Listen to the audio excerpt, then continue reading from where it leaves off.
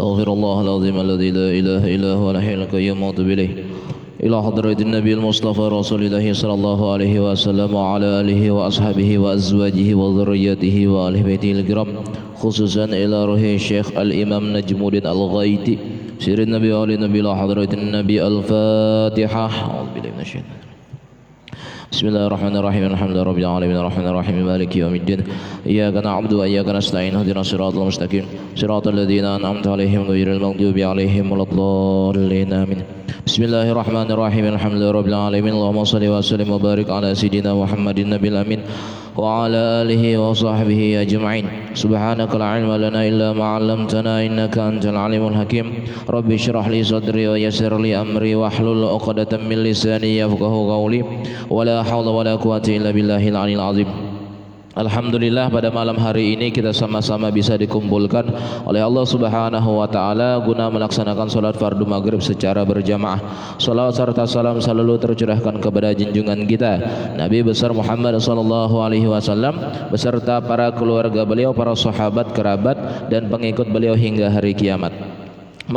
Menyambung kaji kita pada minggu yang kemarin kita sudah menjelaskan atau menerangkan tentang kisah perjalanan Isra Mi'raj Nabi sallallahu alaihi wasallam. Dimulai ketika Nabi sallallahu alaihi wasallam dibelah dadanya, mulai pembelahannya itu mulai dari bawah leher sampai ke bawah pusar. Nah, jadi waktu itu dibuka dada Nabi sallallahu alaihi wasallam, dikeluarkan hatinya, kemudian dicuci dengan air Zam-Zam. Nah, kemudian beliau pun berjalan menaiki seekor binatang yang bernama buraq, lebih tinggi daripada keledai, lebih rendah daripada kuda. Nah, kemudian di tengah perjalanan beliau melihat beberapa macam penampakan yang terjadi dalam perjalanan tersebut. Di antaranya beliau melihat tentang melihat atau mencium bau yang harum. Ketika itu bertanya dengan malaikat Jibril, wahai Jibril, ini kita melewati kampung apa atau tempat apakah ini yang aku mencium bau harum? Nah, ternyata itu adalah tempat kuburannya Siti Masyitah. Nah, Siti Masyitah, sehingga ada di dalam satu riwayat disebutkan bahwa ada 4 bayi di dunia ini yang bisa berbicara ketika bayi tersebut masih dalam keadaan kecil, masih dalam keadaan baru lahir atau masih dalam keadaan yang memang pada saat itu belum memungkinkan untuk berbicara. Nah, yang pertama adalah bayinya dari bayi yang menyaksikan saksi daripada Nabi Yusuf, itu yang pertama. Kemudian yang kedua adalah bayinya Siti Masyitah. Nah, kemudian yang ketiga bayinya saksi Juraij. Kemarin sudah dijelaskan siapa itu Juraij kan, yaitu seseorang yang dia itu ahli ibadah. Cuman beliau ini ketika melaksanakan ibadah dipanggil oleh ibunya. Kata ibunya, wahai Juraij, kesini. Ternyata si Juraij lebih mengutamakan ibadah sunatnya ketimbang mengutamakan panggilan ibunya, sehingga ibunya mengatakan, wahai Juraij, engkau tidak akan merasakan sesuatu yang lebih menyakitkan ketimbang ketika engkau berhadapan dengan seorang wanita. Nah, pada saat itu diujilah Juraij dengan seorang wanita pelacur pada saat itu. Dimasukkan ke dalam kamar, pilihannya antara dua.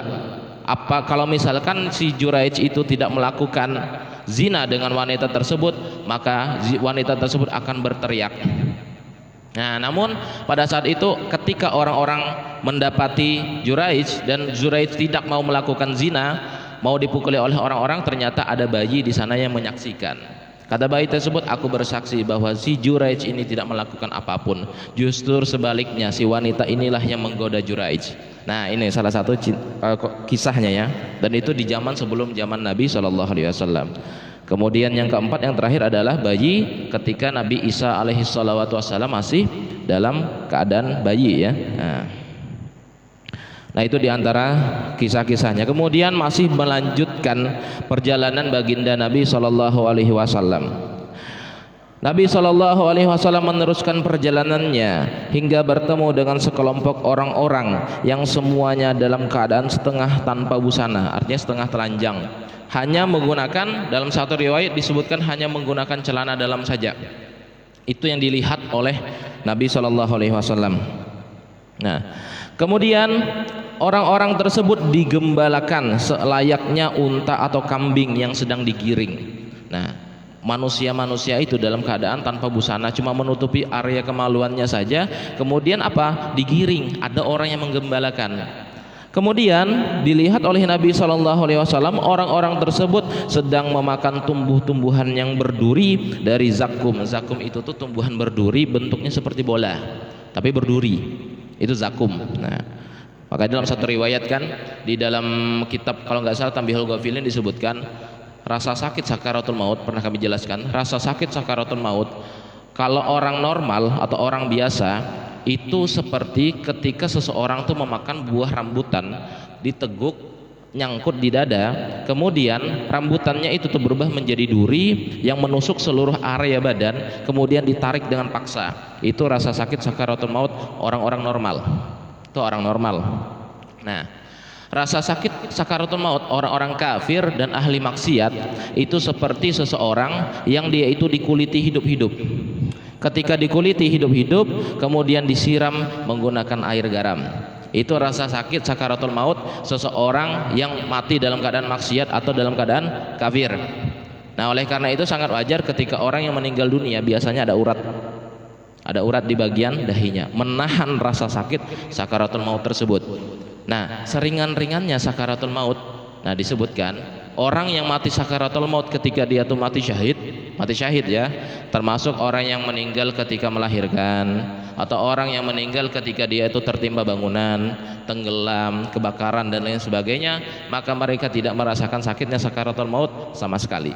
Nah, ini beda sama ketika seseorang tuh kecelakaan dan dia itu sedang mau mondok ya, perjalanan mau mondok menuntut ilmu, atau pulang dari masjid kecelakaan meninggal dunia, maka mereka tidak akan merasakan sakitnya sakaratul maut. Kalau orang-orang biasa semuanya merasakan. Paling ringannya itu ya kayak itu tadi. Nah, bola atau seperti buah rambutan yang dimasukkan ke dalam dada. Nah, di sini disebutkan orang-orang tersebut memakan tumbuh-tumbuhan yang berduri dan zakum. Nah, berduri itu tuh ya, zakum itu namanya kayak itunya seperti buah rambutan tapi berduri, itu zakum namanya. Selain memakan buah berduri tersebut, Nabi SAW melihat mereka juga memakan bara dan batu yang menyala dari api neraka jahanam. Maka Nabi SAW bertanya, siapakah orang-orang tersebut wahai Jibril? Malaikat Jibril menjawab, mereka adalah contoh dari sebagian umatmu ya Rasul, yang sudah waktunya mengeluarkan zakat namun enggan mengeluarkan zakat, melambat-lambatkan mengeluarkan zakat itu. Nah, yang seperti itu bukanlah Allah yang menyengsarakan mereka, namun akibat dari perbuatannya sendiri yang menyengsarakannya.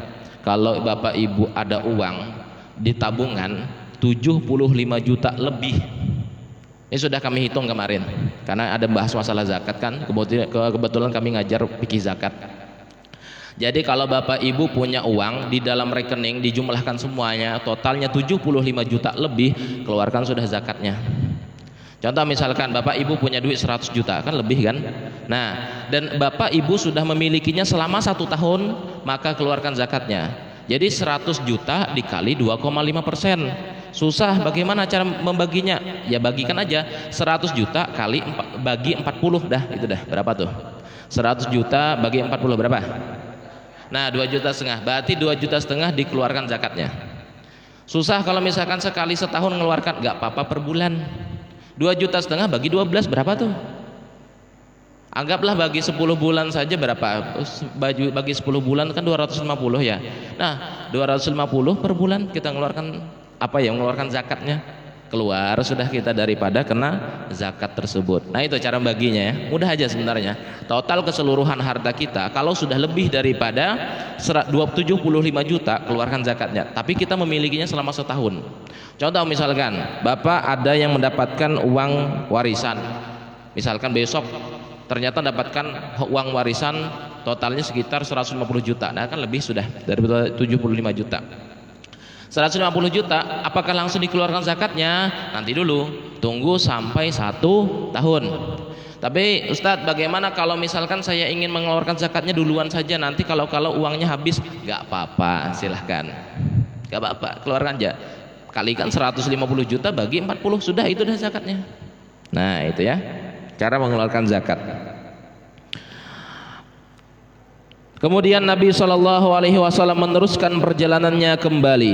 Kemudian bertemu beliau dengan sekelompok orang-orang yang jumlahnya sangat banyak. Mereka menunggu daging matang yang masih segar yang berada di dalam kuali, dan daging lainnya yang masih mentah serta busuk. Jadi diceritakan Nabi SAW melihat sekelompok manusia, di mana mereka manusianya ini sedang ada dua kuali di depannya. Yang satunya ini lagi dimasak daging yang sedang segar dan matang.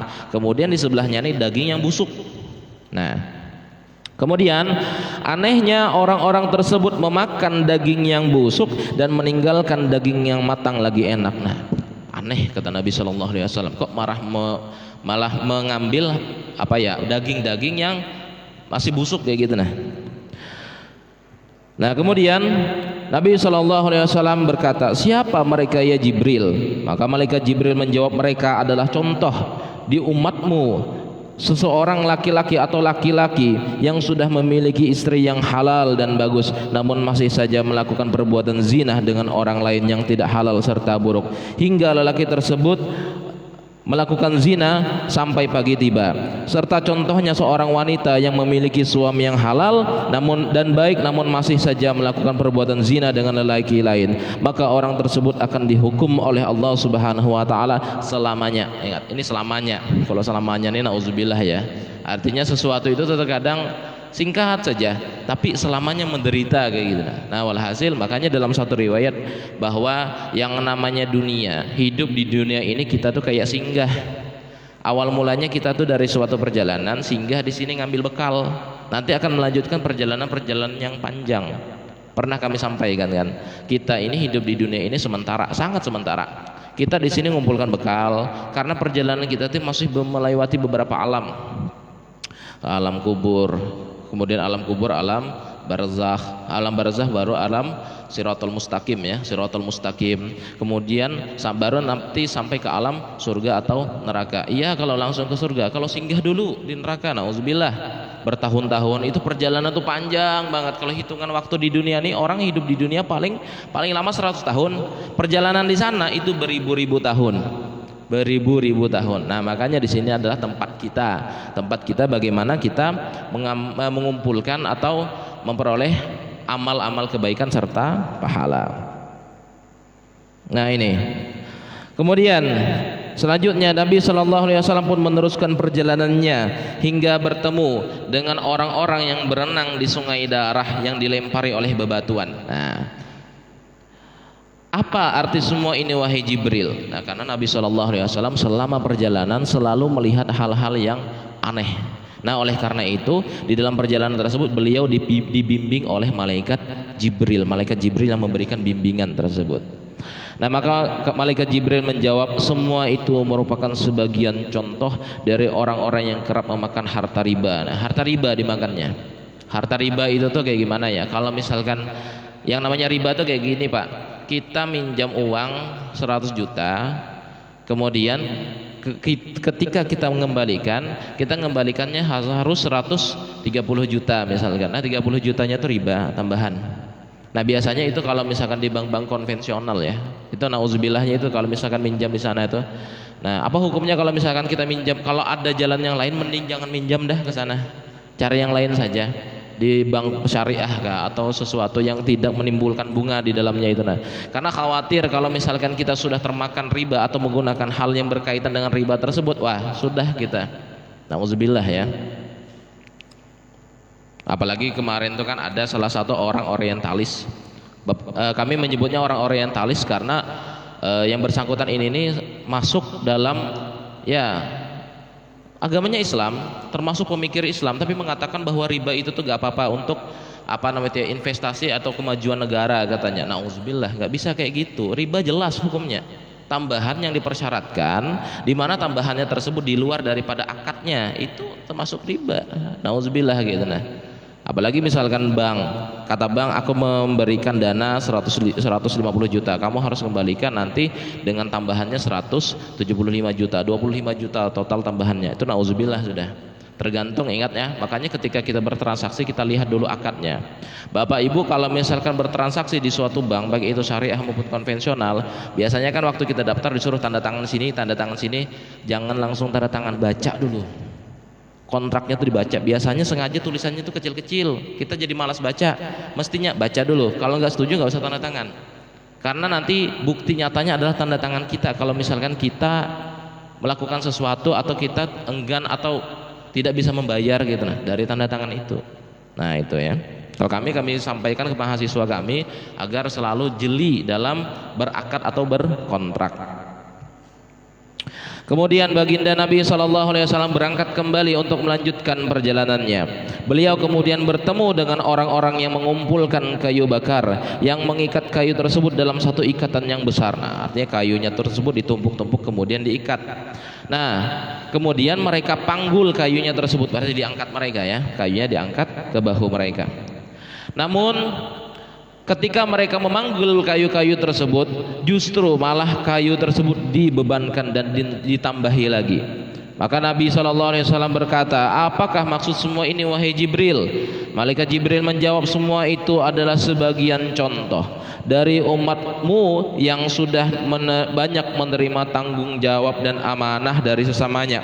Mereka sudah tidak mampu lagi melaksanakan tanggung jawab dan amanah tersebut, namun mereka masih berkenan menerimanya, bahkan masih mencari-cari tanggungan dan amanah yang lain. Nah, kita sudah diberi amanah, sudah ada cukup dah, amanah itu cukup sudah, cari lagi yang lain, lagi yang lain. Nah ini salah satu gambarannya. Nah contoh yang lain disebutkan bahwa itu adalah salah satu contoh seseorang yang diberi amanah namun dia masih mencari amanah-amanah yang lain. Selain itu contoh bahwa seseorang yang hutangnya belum dibayar namun masih berhutang dan berhutang lagi sehingga dia tidak bisa membayarkan hutang tersebut, masih dalam salah satu contohnya ya. Makanya salah satu doanya supaya terbebas dari hutang, Allahumma inni a'udzubika minal hammi wal hazan wa na'udzubika minal ajzi wal kasal wa na'udzubika minal jubni wal bukhli wa na'udzubika min ghalabatid daini wa qahrir rijal. Itu doanya. Nah kemudian banyak-banyak membaca surah Al-Waqiah, karena surah Al-Waqiah itu tuh baro'ah, artinya melepaskan kita daripada hutang. Itu surah Al-Waqiah. Kemudian disebutkan baginda Nabi SAW berangkat lagi dan bertemu dengan sekelompok orang yang saling menggunting lidah dan bibirnya sendiri-sendiri dengan menggunakan gunting besi dari api neraka. Setiap kali digunting, lisan tersebut terputus kemudian kembali utuh. Nah, Nabi SAW bertanya, wahai Jibril, siapakah mereka? Maka malaikat Jibril menjawab, mereka adalah ahli fitnah dan merupakan sebagian contoh dari umatmu yang ahli nasihat, ahli memberi pembelajaran kepada orang banyak, suka mengajak kepada kebaikan dan kemaslahatan, namun dirinya tidak pernah ingin melakukan hal tersebut. Artinya apa? Menasihati. Makanya di sini disebutkan seseorang apabila dia menasihati orang lain, dia harus juga melakukan hal tersebut. Paling tidak kecil, paling tidak sekali lah gitu. Nah, kita mendapatkan ilmu, contohnya ilmu diantara salah satunya apa? Fadilah apabila misalkan kita beramalan di malam nisfu Sya'ban, paling tidak kita mengamalkan itu juga. Nah itu, maka insya Allah ya di nisfu Sya'ban insya Allah akan kita laksanakan nanti. Apalagi ini tadi kami melihat di Facebook itu tuh katanya sudah dicabut ya untuk ketentuan akhir pekan itu. Yang akhir pekan katanya diblokir jalan itu katanya sudah dicabut. Kami dengar kabar itu barusan. Tapi kita masih melihat lagi. Nah, apakah itu nanti kami ada terpikir apakah nanti di musola kita ini kan masih bulan Rajab, apakah masih kita nantinya akan melakukan pengiringatan Isra Mi'raj atau tidak usah, akan dilihat dulu nanti ya. Nah, kemudian setelah itu di tengah perjalanannya lagi baginda Nabi SAW berjumpa dengan sekelompok kaum yang mereka itu mencakar-cakar wajah dan dadanya sendiri dengan kuku yang terbuat dari tembaga dan sangat tajam. Nabi SAW bertanya, siapakah mereka wahai Jibril? Malaikat Jibril menjawab, mereka adalah sebagian dari orang-orang yang suka memakan daging manusia atau kanibal. Artinya orang-orang tersebut adalah orang-orang yang ahli mengumpat, senang senang menyebarluaskan aib orang lain dan senang membuat nama baik orang lain menjadi tercemar. Makanya di sini kita disuruh untuk menjaga lisan. Kalau misalkan kita melihat aib daripada saudara kita, teman kita, tetangga kita, kolega kita, cukup. Nah, cukup. Artinya ketika apakah sesuatu aib itu tuh boleh disebarkan? Selama aib itu adalah aib diri, tutupi. Tapi selama itu menimbulkan kezaliman di hadapan orang lain, silahkan, tapi dengan kadar. Karena kita menyampaikan sesuatu yang berkaitan dengan aib, tapi itu dia ini memang orangnya zalim, sampaikan supaya orang lain berhati-hati terhadap orang tersebut. Nah, kemudian Nabi SAW berangkat meneruskan perjalanannya. Lantas menjumpai sebuah lubang yang sangat kecil. Dari dalamnya keluar sapi yang sangat besar. Sapi tersebut berusaha ingin masuk ke dalam lubang yang sangat kecil itu lagi, namun tidak bisa masuk. Baginda Nabi SAW bertanya, apa maksud dari semua ini wahai Jibril? Malaikat Jibril menjawab, semua ini adalah sebagian contoh dari umatmu ya Rasul yang salah ketika mereka berbicara. Mereka sudah terlanjur berbicara, sedangkan ucapan yang diutarakan tadi adalah ucapan yang bersifat penting serta rahasia dan berbahaya serta merusak dunia dan akhirat apabila disampaikan. Namun pada akhirnya mereka menyesali semua ucapannya ini. Tentu saja ucapan tersebut tidak dapat ditarik kembali. Nah, itu biasanya. Nauzubillah ya. Mudah-mudahan Allah Subhanahu wa taala menjaga lisan kita. Menjaga lisan kita daripada tersalah ucap biasanya itu. Nah, kemudian di tengah perjalanan baginda Nabi SAW tiba-tiba dipanggil oleh seseorang dari arah kanan. Nah, ini gangguan. Ketika Nabi SAW sedang dalam perjalanan menuju Masjidil Aqsa, diganggu beliau. Di tengah-tengah perjalanan beliau dipanggil oleh seseorang di sebelah kanan beliau. Kata orang tersebut, wahai Muhammad, bersedialah kamu untuk berhenti sebentar. Aku mau bertanya kepadamu. Namun baginda Nabi SAW tidak menolehkan kepala sedikit pun dan enggan menjawab seruan orang tersebut. Maka baginda Nabi SAW bertanya, siapakah dia wahai Jibril? Malaikat Jibril menjawab, itu adalah seruan dari orang Yahudi. Ingatlah, seumpamanya engkau ya Rasul tadi berkenan menjawab seruan tersebut, sudah barang tentu umatmu akan menjadi Yahudi semua. Nah, itu karena selama perjalanan Nabi SAW selalu nurut kepada perintahnya malaikat Jibril. Malaikat Jibril selaku guru Nabi SAW, selama perjalanan beliau hanya menurut apa yang dikatakan oleh malaikat Jibril. Jadi sepanjang jalan itu tuh kalau kata Jibril stop, kata malaikat Jibril sholat. Kalau kata malaikat Jibril jangan menoleh, tidak menoleh. Maka sepanjang perjalanan tersebut malaikat Jibril sama sekali tidak ada menoleh waktu dipanggil oleh orang yang ada di sebelah kanan beliau tersebut.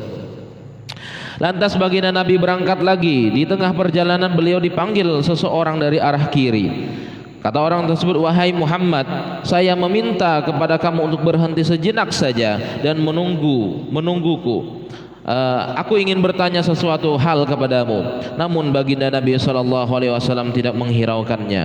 Maka Nabi SAW berkata, siapa lagi itu wahai Jibril? Malaikat Jibril menjawab, itu adalah seruan dari orang-orang Nasrani. Ingatlah, seumpamanya engkau menjawab seruan tersebut, tentu umatmu akan menjadi Nasrani semua. Nah, ini godaan kiri kanan menggoda Nabi SAW selama perjalanan Isra Mi'raj tersebut. Selanjutnya baginda Nabi SAW berangkat lagi. Tiba-tiba beliau berjumpa dengan seorang wanita yang kedua lengannya terbuka, artinya memakai baju lengan pendek pada saat itu. Dia memakai perhiasan yang serba indah. Dia kemudian memanggil-manggil, wahai Muhammad, bersedialah kamu untuk berhenti sebentar saja. Aku mau bertanya sesuatu kepadamu. Namun baginda Nabi SAW enggan berhenti, tidak menoleh dan tidak menghiraukannya. Baginda Nabi SAW berkata, siapa wanita tersebut wahai Jibril? Jibril menjawab, itulah dunia. Nah, itulah gambaran dunia.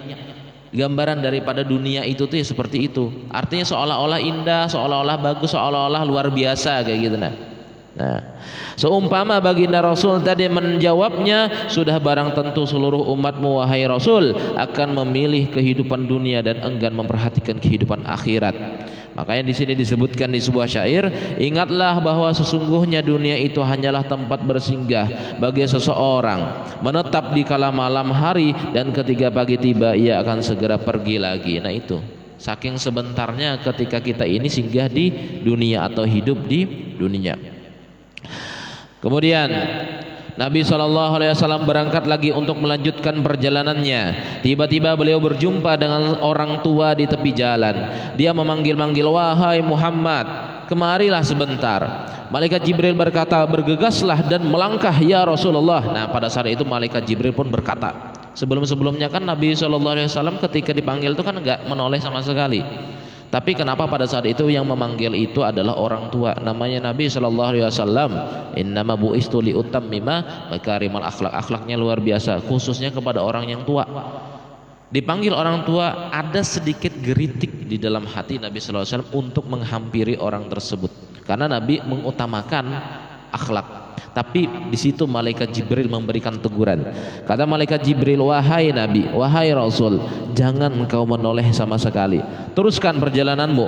Nah, kemudian kata Nabi SAW, siapakah orang tersebut wahai Jibril? Itu adalah iblis katanya. Itu adalah iblis, kata Nabi, kata malaikat Jibril. Dia adalah musuh Allah Subhanahu wa taala. Dia tidak lain adalah iblis. Dia berusaha untuk menggoda baginda Rasul agar berkenan mengikuti perbuatannya. Kemudian baginda Nabi SAW mengayunkan kembali kakinya dan melangkahkan lagi dalam perjalanan tersebut. Tiba-tiba berjumpa dengan seorang wanita yang sudah lanjut usia. Sama nih, orangnya lanjut usia juga, tapi wanita.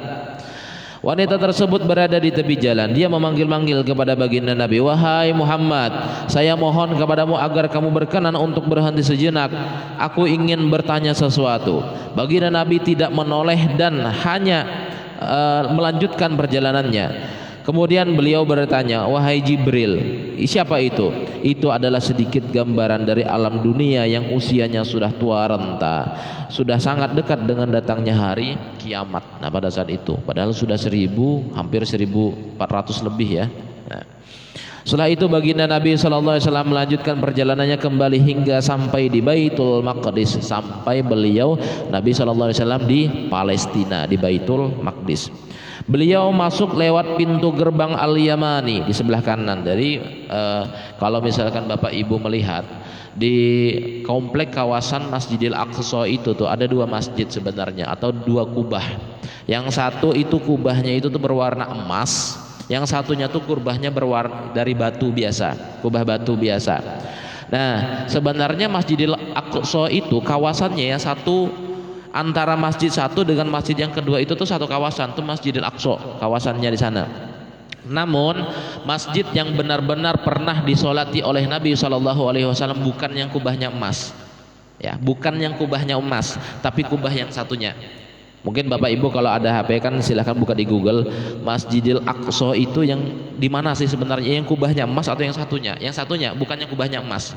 Nah itu menurut pakar, daripada pakar-pakar sejarah mengatakan seperti demikian.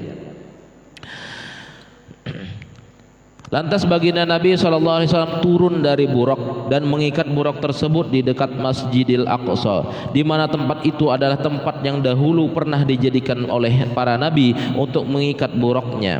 Menurut riwayat yang lain, malaikat Jibril mendekati sebuah batu yang sangat besar. Batu tersebut kemudian dilubangi oleh malaikat Jibril. Nah malaikat Jibril pada saat itu tuh menyerupakan dirinya selayaknya atau seperti seorang manusia. Nanti ada kisahnya, ketika itu malaikat Jibril pun mewujudkan atau merupa beliau tuh seperti wujud aslinya seperti apa. Nanti ketika beliau itu tuh ingin, Nabi SAW akan naik ke Sidratul Muntaha. Nah disitulah malaikat Jibril menampakkan wujud aslinya. Pada saat ini belum.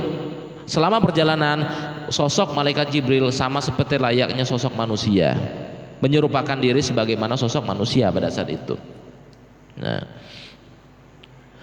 dan buraq pun akhirnya diikat di batu tersebut. Lantas baginda Nabi SAW masuk ke dalam Masjidil Aqsa melalui pintu yang dicondongi matahari dan rembulan ketika baru terbit. Artinya posisinya itu tuh di arah kiblat ya, arah imam di sana.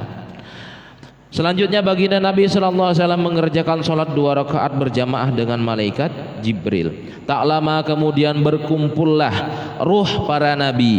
Baginda Nabi sallallahu alaihi wasallam melihat dan memperhatikan para nabi tersebut. Sebagian ada yang masih berdiri, ada yang ruku', ada pula yang sujud. Karena ibadah zaman Nabi terdahulu itu tidak seperti ibadah kita.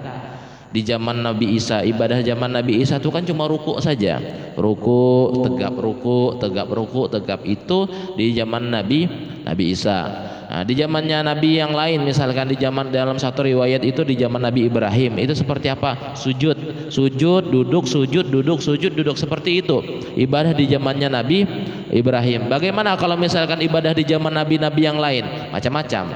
Nah, ibadah di zaman Nabi SAW mengumpulkan ibadah-ibadah yang dari nabi-nabi yang terdahulu. Tidak lama kemudian berkumpullah para nabi.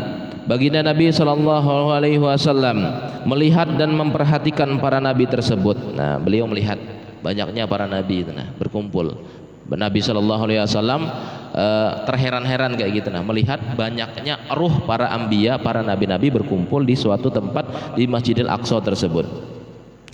Lantas disebutkan bahwa ada yang azan dan dilanjutkan dengan iqamah. Para nabi itu berdiri dan berbaris semua hingga menjadi beberapa shaf.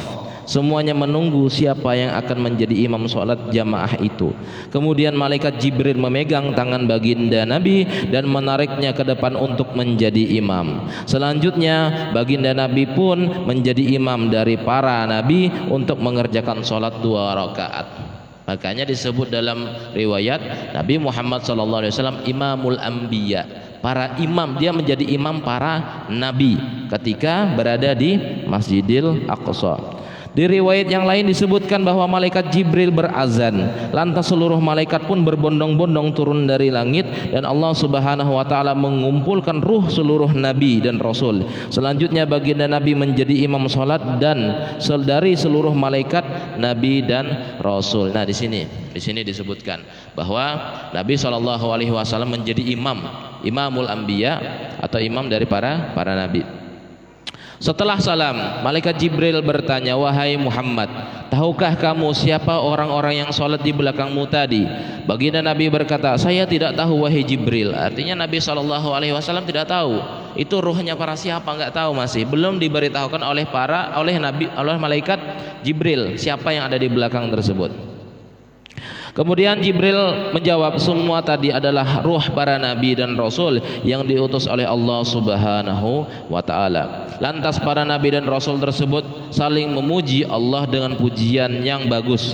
Kemudian baginda Nabi berkata, "Kamu sekalian saling memuji Allah dan saya akan memuja dan memuji Tuhan saya juga." Nah, makanya disebutkan ketika itu Nabi SAW bertemu dengan Nabi Musa. "Wahai kamu siapa?" kata Nabi SAW. "Ana Musa kalimullah." Aku Musa, orang yang berkata-kata dengan Allah Subhanahu wa taala. Bertemu lagi dengan Nabi Ibrahim di dalam Masjidil Aqsa tersebut, belum yang di atas langit ya. Di dalam masjid bertemu dengan malaikat Ibrahim. Kata Nabi Muhammad, "Kamu siapa?" "Ana Ibrahim Khalilullah." Aku Nabi Ibrahim yang dipilih oleh Allah. Nah, kemudian bertemu lagi dengan Nabi Isa pada saat itu turun ke muka bumi. Ditanya, "Kamu siapa?" "Aku Isa ruhullah." Aku Isa, rohnya Allah Subhanahu wa taala.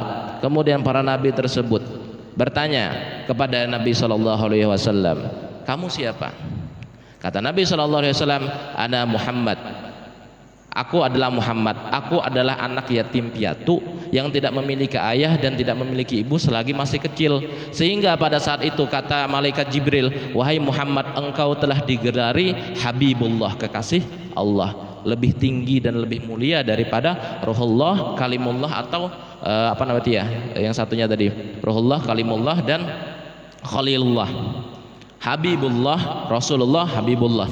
Makanya kalau di dalam kitab, kalau kita membaca Rasulullah itu tujuannya pasti ke Nabi Muhammad. Kalau nabi-nabi yang lain cuma nabi saja. Nabiullah Adam, Nabiullah Idris, bukan Rasulullah. Kalau Rasulullah semuanya dikhitabkan kepada Nabi Muhammad karena kerendahan hati Nabi Muhammad SAW ketika ditanya oleh para nabi yang lain, kamu siapa? Kata nabi yang lain, aku hanya seorang anak, seorang laki-laki yang tidak memiliki ayah dan ibu dan ditinggal sewaktu masih kecil. Sehingga pada saat itu kata malaikat Jibril, wahai Nabi, wahai Rasul, engkau sudah digelar Rasulullah, Habibullah, kekasih Allah Subhanahu wa Ta'ala.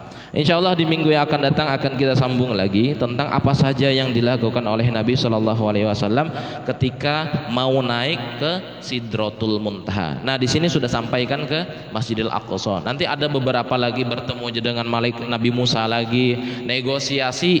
Asal mulanya sholat 5 waktu itu tuh sebanyak 50 rakaat, awalnya 500, dalam satu riwayat 500 menjadi 50 menjadi 25 sampai menjadi 5 waktu pada saat itu, 5 waktu 17 rakaat. Nanti akan kita sambung di pertemuan yang akan datang.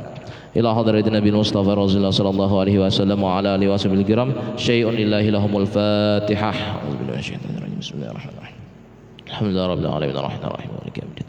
Iyyaka na'budu wa iyyaka nasta'in ihdinas siratal mustaqim siratal ladzina an'amta 'alaihim ghairil maghdubi 'alaihim waladdallin. Amin ya Allah. Bismillahirrahmanirrahim. Alhamdulillahirabbil alamin. Wa shalli wa sallim ala sayyidina Muhammadin nabiyil amin wa ala alihi wa sahbihi ajma'in. Allahumma anfa'na bima 'allamtana wa 'allimna ma yanfa'una wa zidna ala kulli halin. A'udzubillahi min hali ahli nar. Allahumma faqihna fid din wa 'allimna ta'wil warzuqna fahman istiqamah innaka ala kulli syai'in qadir. Allahumma aghnina bil 'ilmi wa zini bil hilmi wa akrimna bit taqwa wa jimilna bil 'afiyati arhamar rahimin. Wa sallallahu ala sayyidina Muhammad wa ala alihi wa sahbihi wasallam. Alhamdulillahi rabbil alamin. فيا أيها الراجون منه شفاعة صلوا عليه وسلموا تسليما اللهم صل وسلم وبارك عليه وعلى آله